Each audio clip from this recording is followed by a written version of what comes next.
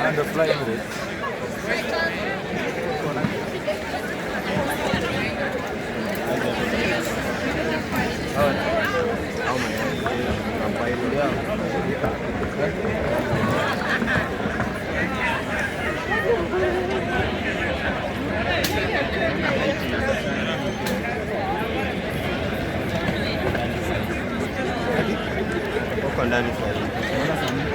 Ya, ¿cómo quiere no?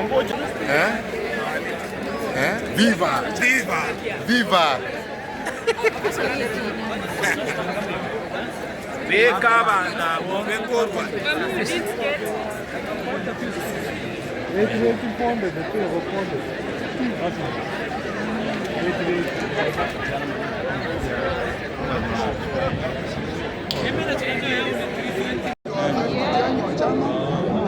wake kwa mambo ya katiba.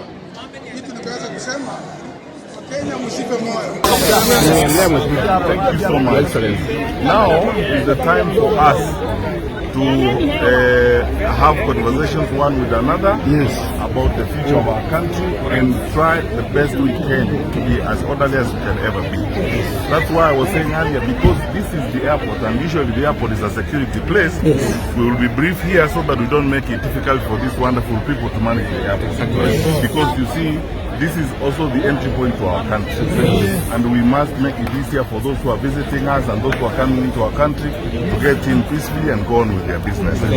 I want us to organize a meeting. That's why I was looking for you, Angel. I want us to organize a meeting with all of you guys, leaders, within the next few days so that we can get together and talk and now plan things together.